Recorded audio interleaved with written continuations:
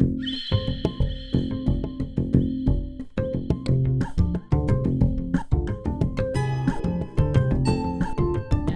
of all, I'm very pleased to be here, and my apologies for not speaking in French. I don't think you will be very happy if I spoke in French. It would be not so easy to understand everything I wanted to say.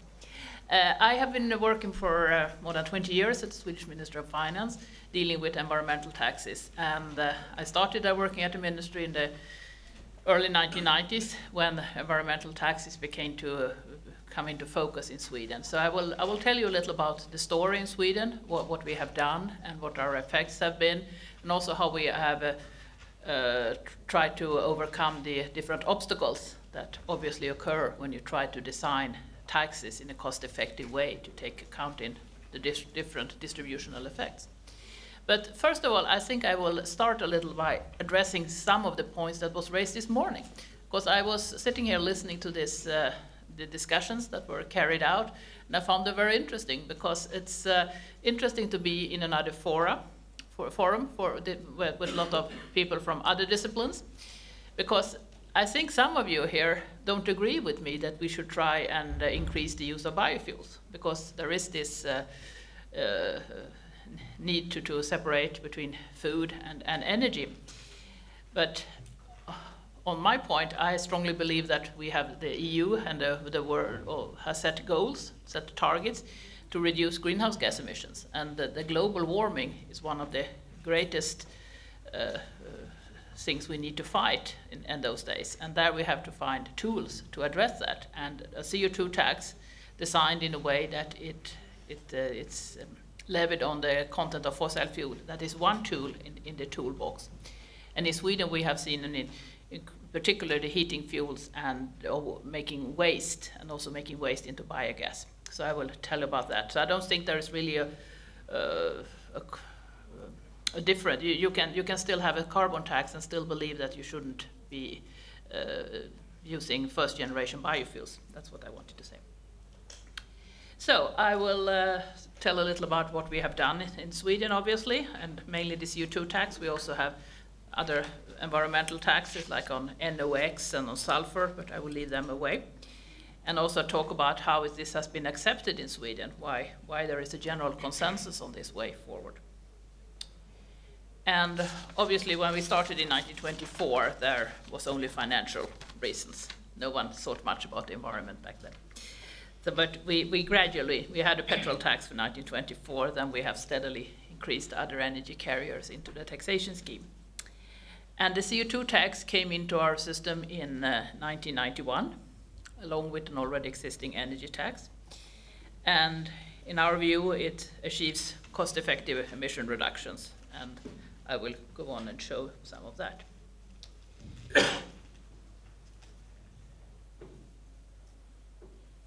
And already from the start, we have had two levels of our CO2 taxation.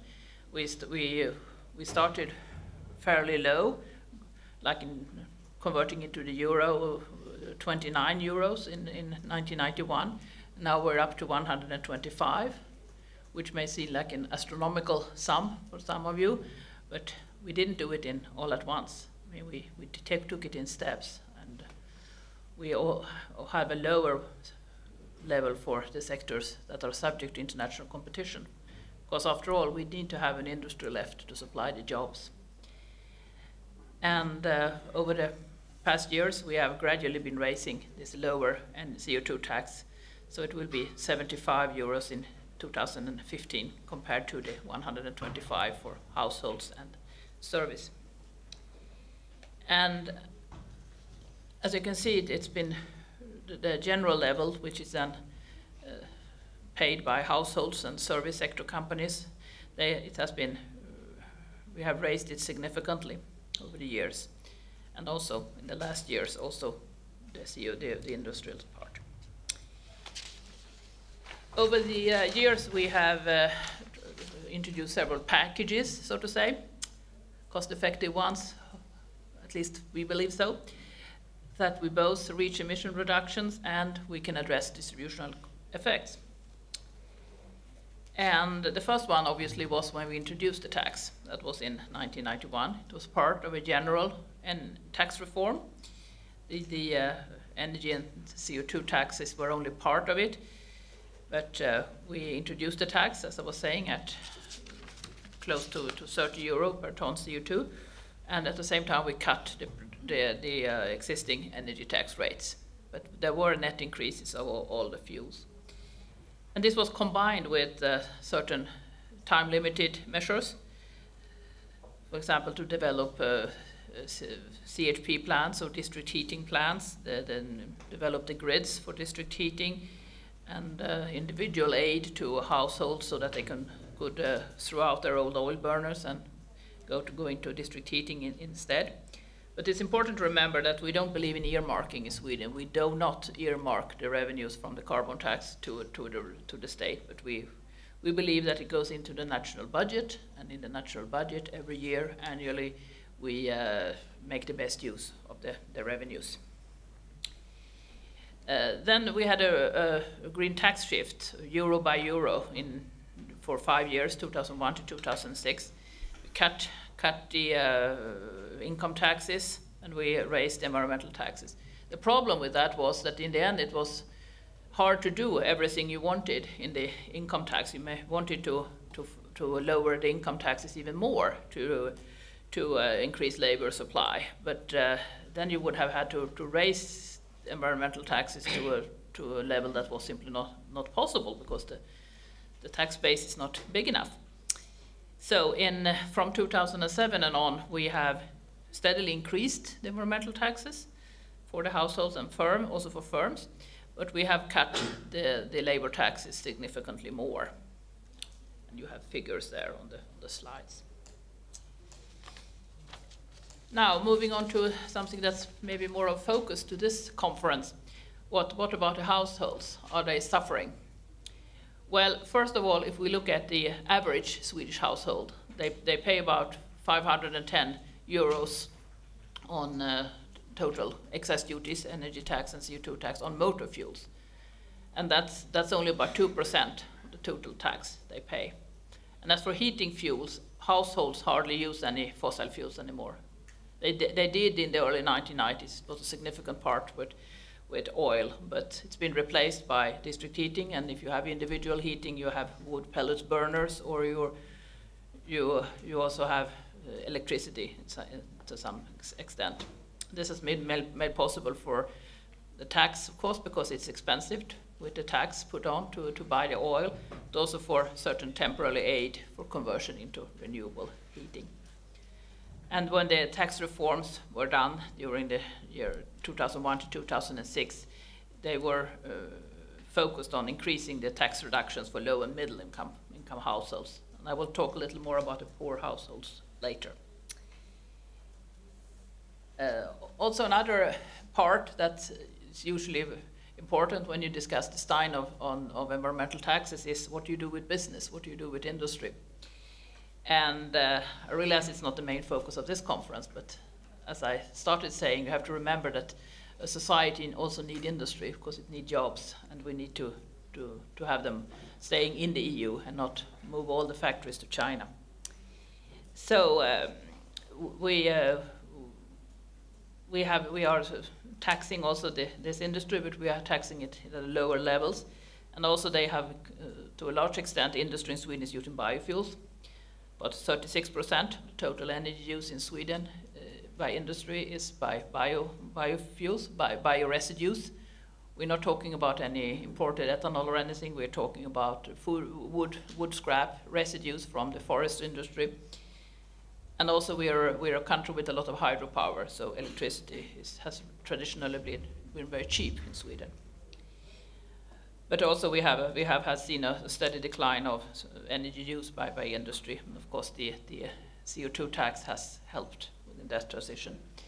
If we then look at other industry than the traditional energy intensive industry, like service sector companies, which mostly their energy consumption is related to space heating offices and other premises, a lot of them are actually using district heating nowadays. About 80%, or I guess even more, because this figure is from 2011. And the input is to a large extent waste, household waste, and wood scraps.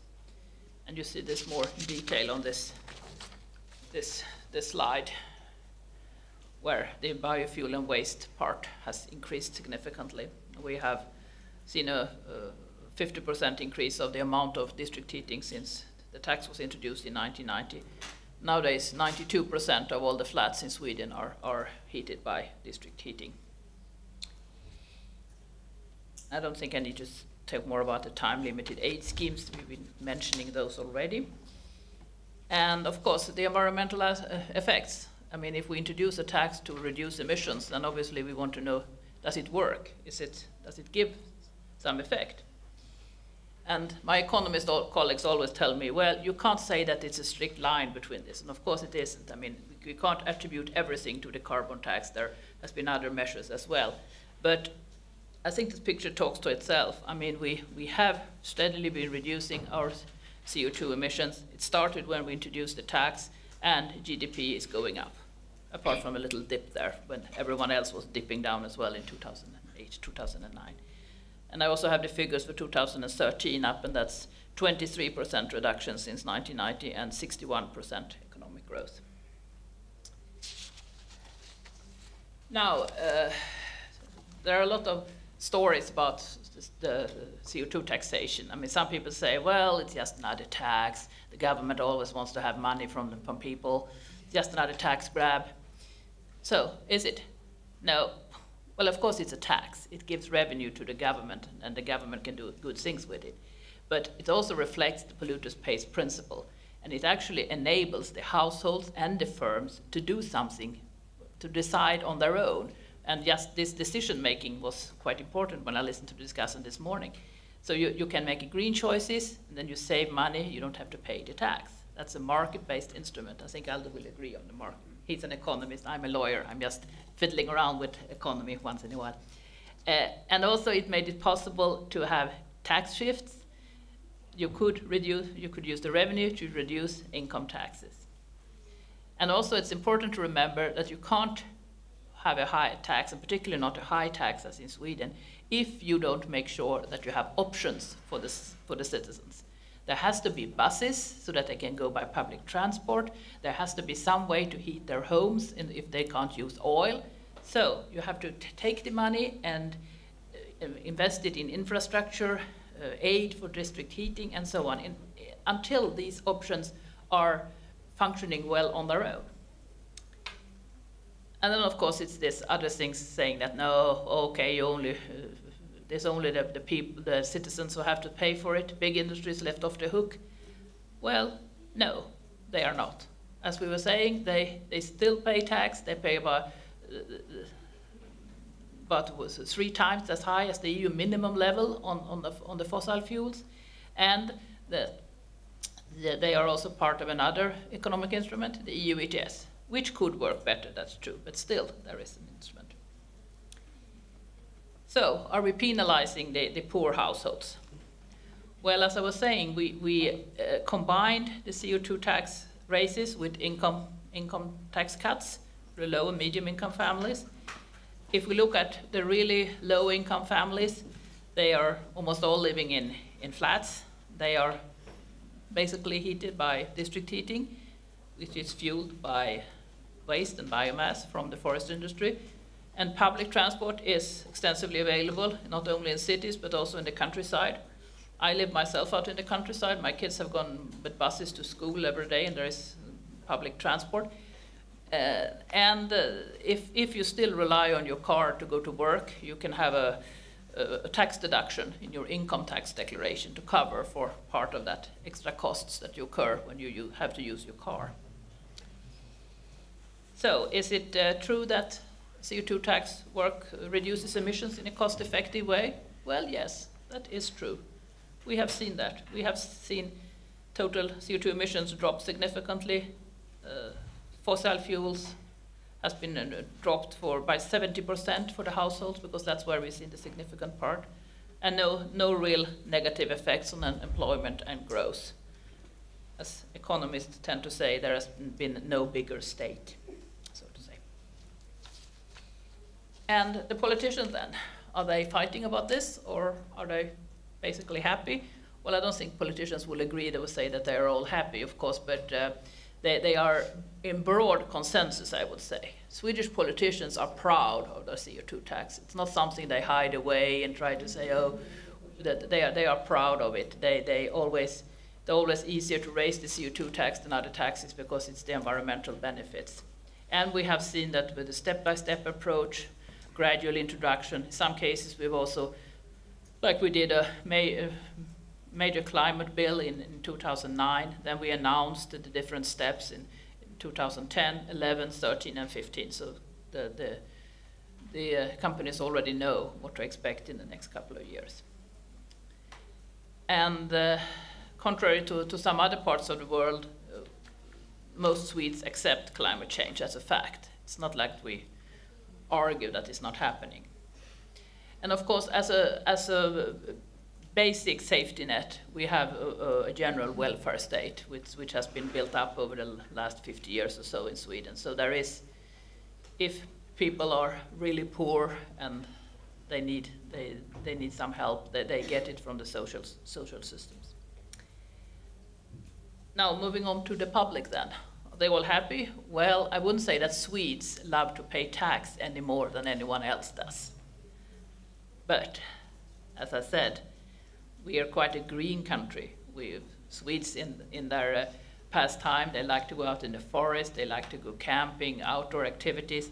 The environment is important to us, and that's why we also have a quite large acceptance of taxes, particularly when they have started at low levels and there have been feasible options available. And of course, the jobs are still there. They may have changed shifted between the sectors, but the jobs are still there, and then you can show the people that it actually works. So we are working on this road. We are continuing this path for the future. We hope so anyway. And we have a renewable target for the burden share of EU for 49%. We have increased it up to 50% by national mean, and we'll reach it. And that's basically by heating, and of course we'll also reach our transport target. We have a political priority for 2030, which is a vehicle fleet independent of fossil fuels. And if we look ahead, even for 2050, we have a vision that there will be zero net emissions of greenhouse gases by then. We just appointed a committee that will look into the different ways to walk towards that target. So to answer the question that's maybe the fundamental of this conference, can you by taxation contribute to a fair energy transition? Yes, I believe you can, because you can combine it with other measures and make sure that there are no